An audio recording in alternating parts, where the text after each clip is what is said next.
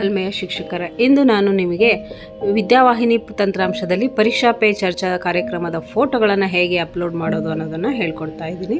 ನೀವು ಮೊದಲನೇದಾಗಿ www.karnataka school educationಗೆ ಹೋಗ್ಬಿಟ್ಟು ನಂತರ ಅದರಲ್ಲಿ ಬರುವಂತಹ ಫ್ರಂಟ್ ಪೇಜ್ನಲ್ಲಿ ಈ ರೀತಿ ಬಲಬದಿಗೆ ಬಂದುಬಿಟ್ಟು ಅಲ್ಲಿ ವಿದ್ಯಾವಾಹಿನಿ ಅನ್ನುವಂತಹ ಪೋರ್ಟಲನ್ನು ಅಲ್ಲಿ ಕ್ಲಿಕ್ ಮಾಡ್ಕೊಳ್ಳಿ.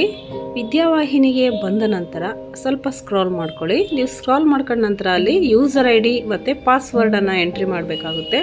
ಯೂಸರ್ ಐ ಡಿ ಪಾಸ್ವರ್ಡನ್ನು ನಿಮ್ಮ ಅನುಕೂಲಕ್ಕೆ ತಕ್ಕಂತೆ ಸೆಟ್ ಮಾಡಿಟ್ಕೊಳ್ಳಿ.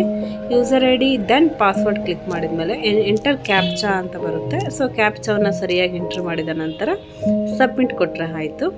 ಕೊಟ್ಟಾದ ನಂತರ ಇಲ್ಲಿ ಸಾಕಷ್ಟು ಆಪ್ಷನ್ ಇದೆ ನೋಡಿ. ನೀವು ಇಲ್ಲಿ ಕ್ಲಿಕ್ ಮಾಡಬೇಕಾಗಿರೋದು ಪರೀಕ್ಷಾ ಪೇ ಚರ್ಚಾ ಅನ್ನೋ ಹತ್ರ ಅಲ್ಲಿ ನೀವು ಕ್ಲಿಕ್ ಮಾಡ್ಕೊಂಬಿಟ್ಟು ನಂತರ ಇಲ್ಲಿ 3 ಗೆರೆ ಕಾಣ್ತಾ ಇದೆ ಮೇಲೆ ನೋಡಿ. ಅಲ್ಲಿ ಕ್ಲಿಕ್ ಮಾಡಿದ ಮೇಲೆ ಎಂಟರ್ ಡೇಟಾ ಎಂಟ್ರಿ ಅಂತ ಇರುತ್ತೆ. ಅಲ್ಲಿ ನೀವು ಹೋಗಿ ಕ್ಲಿಕ್ ಮಾಡಿದರೆ ನಂತರ ಈ ರೀತಿ ಪೇಜ್ ಓಪನ್ ಆಗುತ್ತೆ.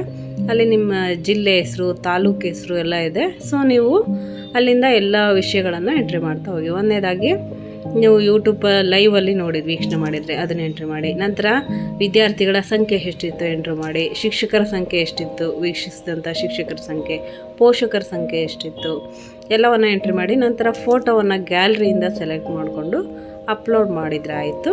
ನಿಮ್ಮ ಫೋಟೋ ಸಕ್ಸಸ್ಫುಲ್ಲಾಗಿ ಅಪ್ಲೋಡ್ ಆಗಿರುತ್ತೆ ವಿದ್ಯಾವಾಹಿನಿ ತಂತ್ರಾಂಶದಲ್ಲಿ. ಈ ರೀತಿಯಾಗಿ ನೀವು ಪರೀಕ್ಷಾ ಪೇ ಚರ್ಚಾ ಕಾರ್ಯಕ್ರಮದ ಸಂಬಂಧಿಸಿದಂತಹ ಫೋಟೋಗಳನ್ನು ವಿದ್ಯಾವಾಹಿನಿ ತಂತ್ರಾಂಶದಲ್ಲಿ ಯಶಸ್ವಿಯಾಗಿ ಅಪ್ಲೋಡ್ ಮಾಡಬಹುದು. ಈ ವಿಡಿಯೋ ಯೂಸ್ಫುಲ್ ಆಗಿದೆ ಅಂತ ತಿಳ್ಕೊಬಹುದಾ?